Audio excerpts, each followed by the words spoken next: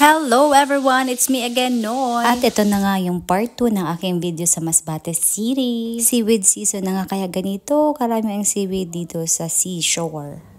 Kaya naisipan ko naman na dahil 6 AM pa lang ay maglinis nito. At ito pala ang itsura niya bago linisan, at ito naman yung pagkatapos naming linisan, 'di ba? Ang linis. Probinsya nga ang vibes dito sa Masbate City. Dahil tingnan nyo naman ang lalagyan ng mainit na tubig. Naalala ko tuloy noon sa bahay ni na Lola.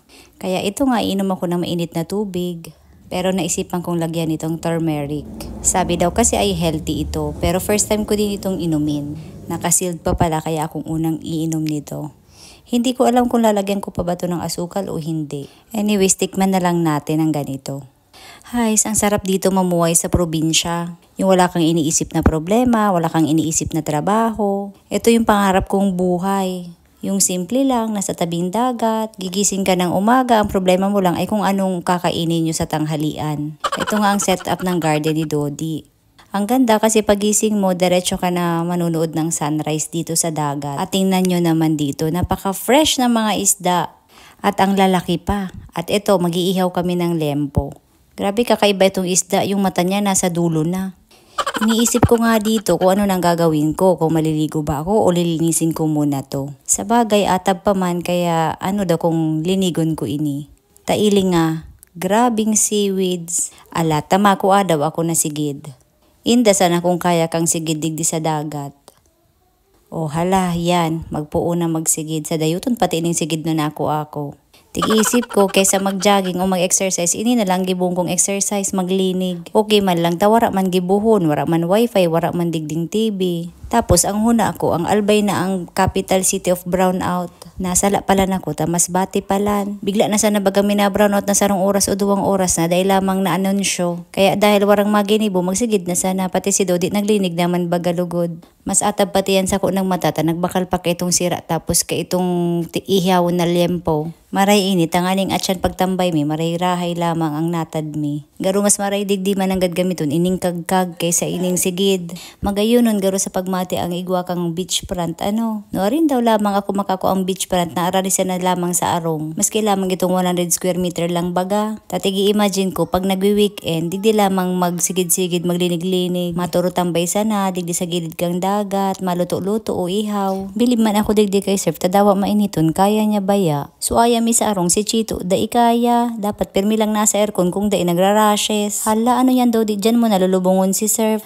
Hala, joke lang, dyan ilalag ang seaweed, tiglulubong pala ng sekreto. Huna ako, ilalag pa sa sako, tapos tatapukon pa, dai man pala, tiglulubong. Tanganing pagkaaga, yaon manggiraray so seaweed. Laking dagat man ang ini si Dodi, kaya aram-aram niya kung paano. At siya na hapon, mabaralik man sana ining seaweed. Pero okay lang, at least malinigan ko niya na aga. Makaligos na nga ni ako, kaya yun na yan, nakapang swimming na akong attire. Day karaw-karaw ang init, tigdi, grabe ang init as in. Oo, yan ang pinagalan mi ni Dodi, nalinig na. Bako man masyadong malinigon, pero at least nawara na sa mga seaweed. Hala, taaliun mi pa ng mga seaweed dyan sa may arani sa tubig. Ilag mi din sa dagat man sa nagiraray, para lang malinig. Habo ko nalugod maglangoy, puro na seaweed. Tamang exercise bagay ni sa leg, sa arm, sa whole body na bagay ni. Kaya susiging exercise dyan, maglinig na sana kamong harong, parehas man sana may pakinabang pa kamo. Kung nag-jogging baga ako dito sa dagat, din nalinig.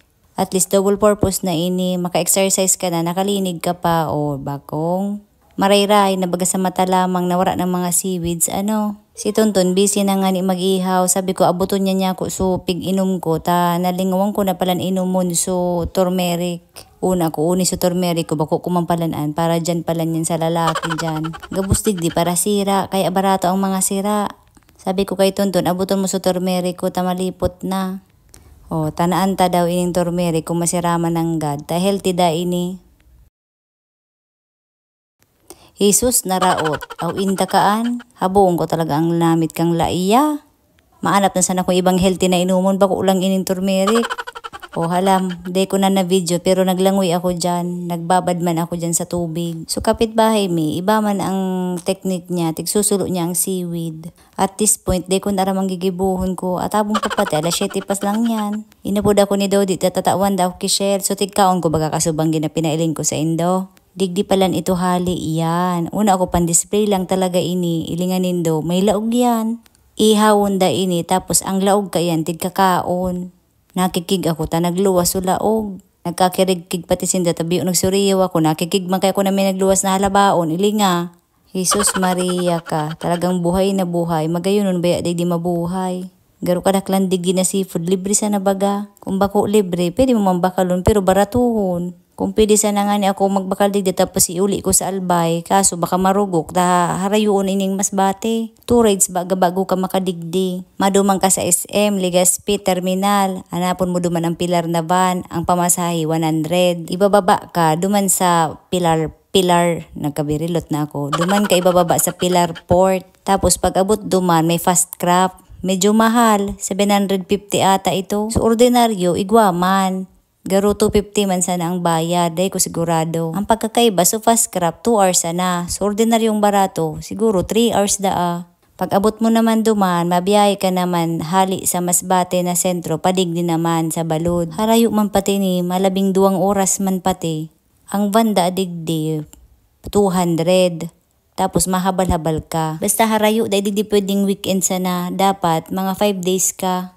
Ang magayunon baya digdi, tara ni sa Gabos. Igwa digding port pa Boracay, pa Iloilo, pa Romblon, ayos baga. Nag-iisip nga na ako na sa sunod, mapa Iloilo ako, 800 man lang da digdi sa port, paduman sa Iloilo. Dahil sana, ta sa sunod kong vlog, ituro ko naman kamo sa Iloilo. So Boracay, dahil na ka ito, ta ordinaryo na ito sa Indo. Si Tonto na kaya ang nag-ihaw, ta ako nagkarigos na. O maribukon man ang ayam, bata nagbo-voice over ako. O unin na sa pagkaon mi, una ako, pangugtuan ini. Kaso alas 8 pa sana baga. Bata nagapat na ako pandesal, mataraba ako digdi, puro na carbs. Dahil ko aram na, pamahawan pala ini tigigibo. O unin na social.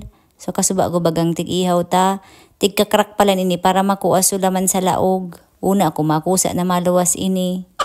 Ang namit niya, garo siya pusit, mahamis-hamis. Pwede mong idudod sa suka o tawyo, pero mas masiram para sa suka. Siguro pag nag-low tide, pwede ka kaining magkuha dyan sa dagat. Masiram siya, ta fresh. Mapayat ka digdi, pero dapat dahil ka mag-rice ka. So sige ko bagang rice. Imbis nagsalit na sutula ko, madarakula na naman ni pag-uli ko. O mala, may rice na naman ako. Garo nagbubutog na naman ang tulak mo nini, ilinga na bagaan o. Ang sira, di darakulaon baya. Nalingawan ko sa apod kainin sira, pero masira mon iyan. Healthy hon digdi ta iyaw-iyaw sana, daing lana, daing mga seasoning. Arog lang yan kayan, asin sa nagarong kinagdigdi, tas dututon mo na lang sa tawyo. O mapuna naman baga kita makaon, pagkatapos kayo ni makaturog, tapos makaon na naman ulit, makaturog naman. O mabalik baya kita. Ang gusto ko talagang buhay, arog kaini. So tipong pag weekend baga, igwa kang daga na arog kaini lamang na madudumanan. So tipong maturutambay ka sana, dahi kang tigi-isip, maluto-luto, tas maurigda sana. Iba man kaya talaga pag nakastay ka sa arong nindo. Iba pa rin talaga pag nature, nakaka-relax. Arog lang ka ng itsura ta pag weekend do, dahing make-up, dahing ng surukrayan, arog sa nakaiyan. Diit pati digdi ang gasto, tawara man digdi food panda, dahing man na Starbucks, dahing ka makaisip digdi na mag-shopping. Pero in time, malay mo may mag-offer na lupa. It's either gusto ko gawing farm or beachfront. Kasi syempre hindi naman tayo habang buhay na nagtatrabaho. So kapag nag-retire na, yun ang gusto kong maging tirahan. Diba parang ang sarap kapag meron kang sariling farm na may mga manok na nangingitlog, may mga pananim na fresh na ha-harvestin mo tapos lulutuin mo. Actually, kung malapit lang talaga tong Masbate, ang ganda nito. Kasi dito, meron ka ng farm, meron ka pang beach. Hay nako, siguro kung 5 days straight ako dito, tataba ako. Maaga dito natutulog, tapos maaga ding nagigising. Tapos pagkaaga, madyan ka lang sa may dagat, may mga mangingisda na dyan na pwede ka magbakal kisira. Ano ba talaga, magtatagalog ako or Bicol? Kakamata ko lang kaya. Tapos pag mata ko, parang feel ko magtagalog. Well anyways, may part 3 pa itong video na to. Tama duman pa kami sa aga sa Beatrice Rafaela Resort. Babalik nga kami kasi may naka-reserve sa aming room doon. And titikman din namin yung nilagang baka nila at yung steak. Ang mura lang guys doon ng baka. Nasa 350 lang to 400 pati yung steak. Actually, ang Masbate sikat sila sa baka. Tapos sa mga dried fish at ito nga sa mga seafoods. Well, pag-iisipan pa natin kung tutuloy pa kami bukas sa Rafaela kasi mas gusto namin yung ganitong adventure. So that's it for today's video guys. See you on the next vlog sa part 3 nito. Okay? Thank you for watching. Mwah! 1, 2, 3, funky. My darling, I love you, I love you, I love you, I love you.